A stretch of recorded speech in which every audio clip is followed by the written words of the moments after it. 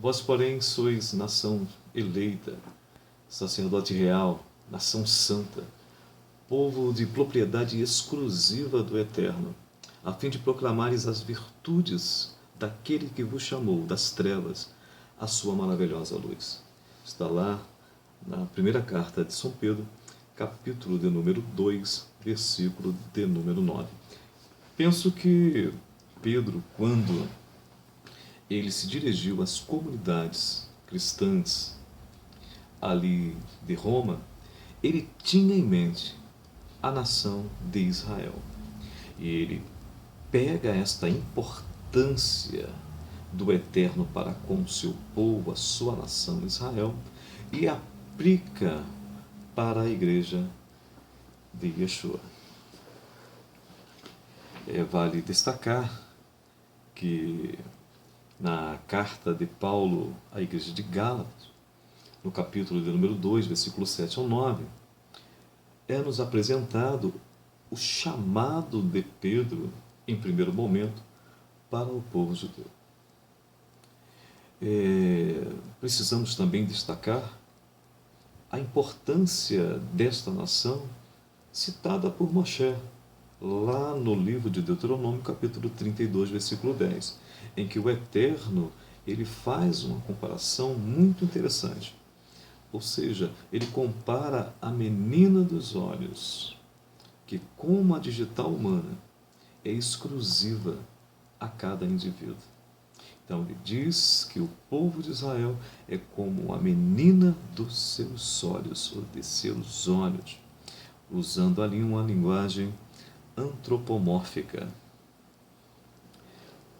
Essa nação de Israel, qual era o propósito desta nação? Por que o Eterno a formou? E como a formou? No livro de Gênesis, capítulo de número 12, nós temos a chamada de Abrão, do versículo 1 ao 3. Abrão, como outros indivíduos, agregado a clãs, geralmente compostos por 70 famílias, ele habitava no clã de seu pai Terá, os Teraritas, ali na região de Mesopotâmia, considerado o berço da humanidade, local fértil, próprio ao desenvolvimento de povos e posteriormente de nações. Essa região de Mesopotâmia significa entre rios. Que rios esses? Rio Eufrates e Tigres, aquelas maiores fontes ali, exatamente de crescimento para tais povos, tribos e posteriormente sociedades.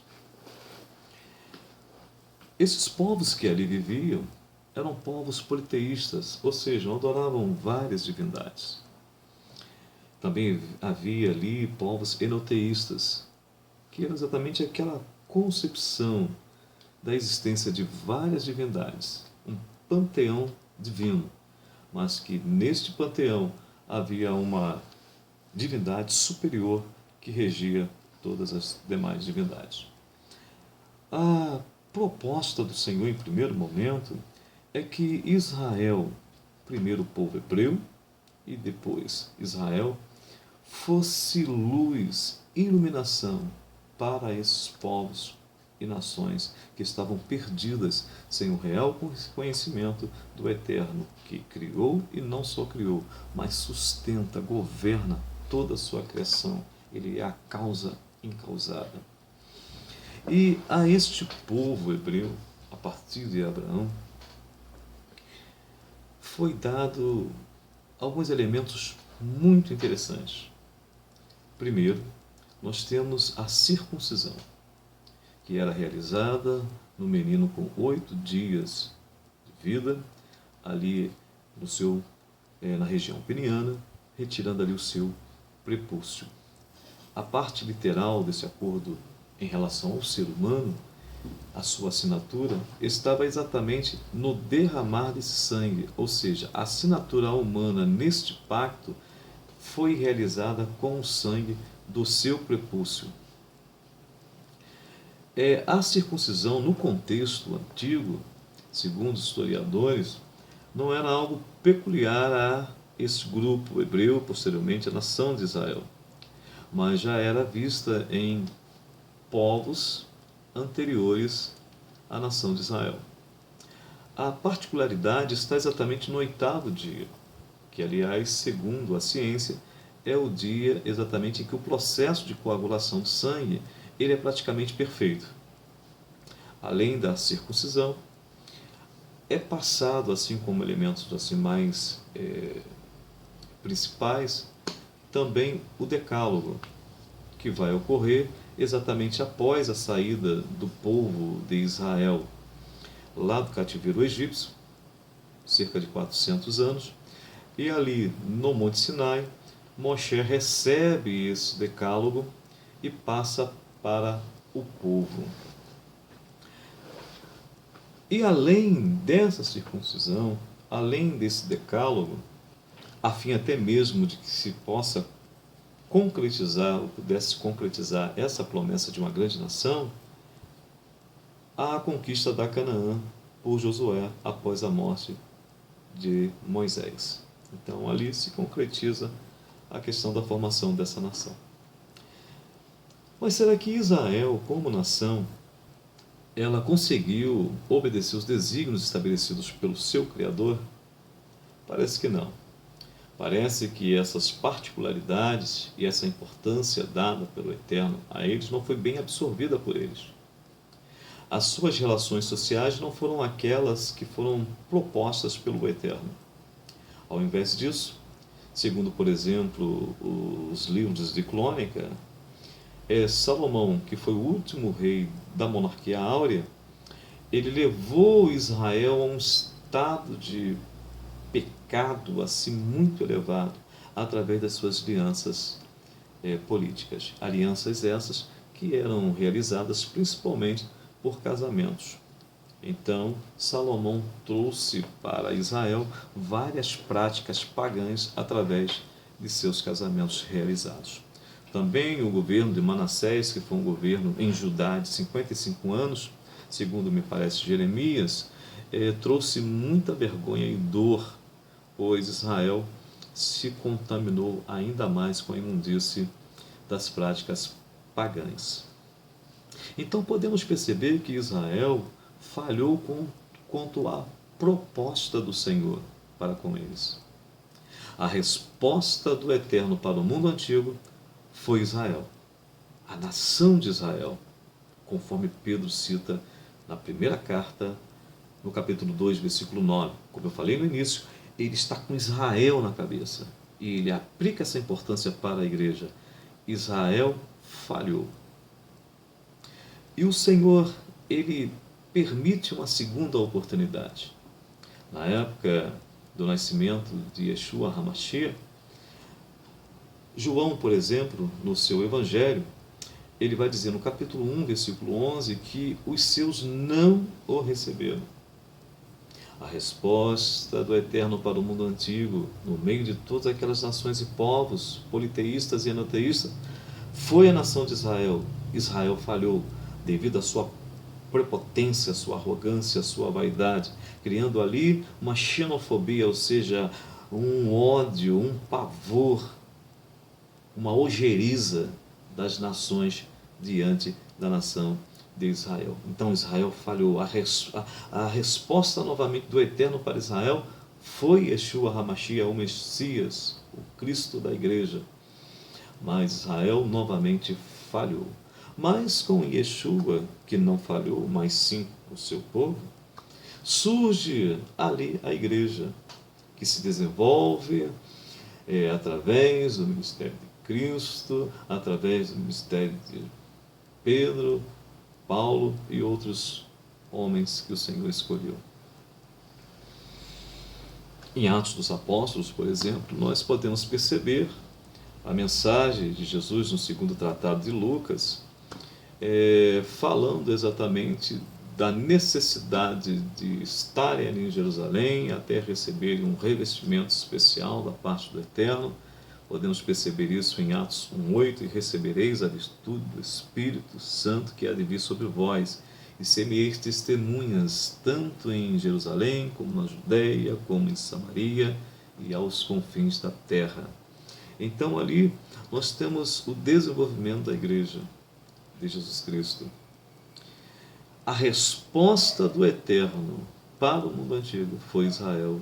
Israel falhou. A segunda resposta do Eterno para Israel foi Yeshua HaMashiach. Jesus não falhou, mas Israel falhou de novo. A resposta do Eterno para a igreja é o Espírito Santo do Eterno, que Paulo diz na primeira carta aos Coríntios 3,16, que habita em nós, como também em Efésios capítulo 3, versículo 20. A grande pergunta é a seguinte: será que a igreja, como Israel, está falhando contra os desígnios do Eterno? Não podemos esquecer que o Evangelho é do Eterno. Em Romanos capítulo 1, Paulo ele vem abrindo a sua carta falando sobre isso, o Evangelho do Eterno. Em João 3,16 podemos ver que o passo inicial foi do Eterno enviando o seu Filho, que é a palavra. Então ele é o próprio Evangelho encarnado. Será que a igreja está falhando como Israel? Numericamente não. Da mesma forma que Israel se multiplicou, embora 6, 8% do povo judeu esteja em Jerusalém, o povo judeu é uma verdade explicitada nos dias de hoje, ou seja, estão espalhados em todo o mundo.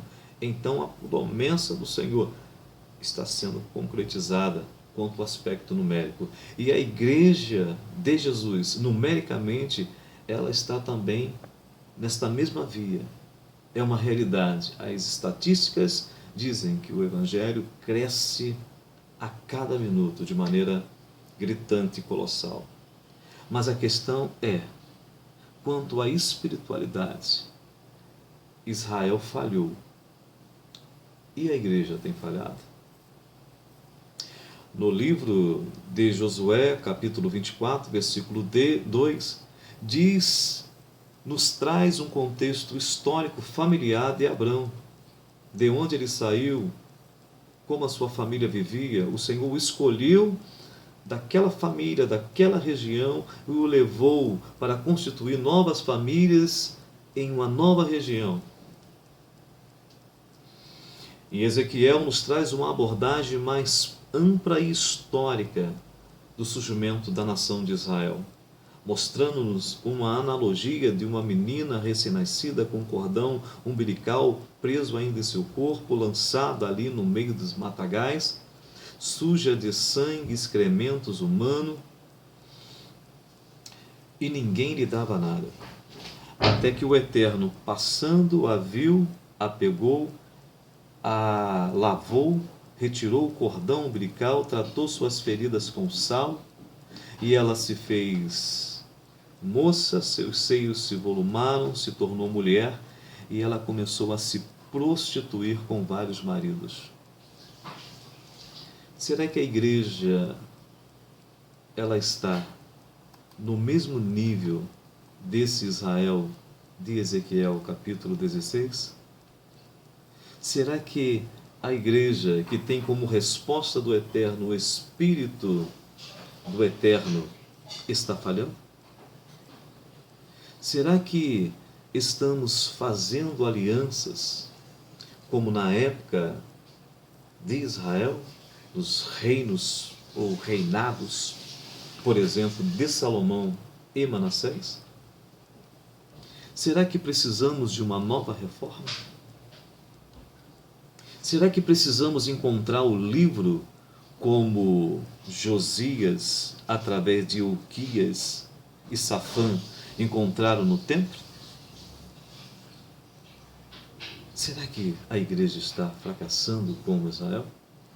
Pense nisso, medite nisso. Pois Israel foi considerado, como Deuteronômio 32, versículo 10, a menina dos olhos do Senhor. E Pedro, no capítulo 2, versículo 9 da sua primeira carta, ele diz à igreja ou às comunidades cristãs em Roma: vós, porém, sois nação eleita, sacerdote real, nação santa, povo de propriedade exclusiva do Eterno, a fim de proclamares a virtude daquele que vos chamou das trevas para a sua maravilhosa luz. Será que a igreja tem sido luz ou tem sido trevas? Que o Eterno vos abençoe, em nome de Jesus.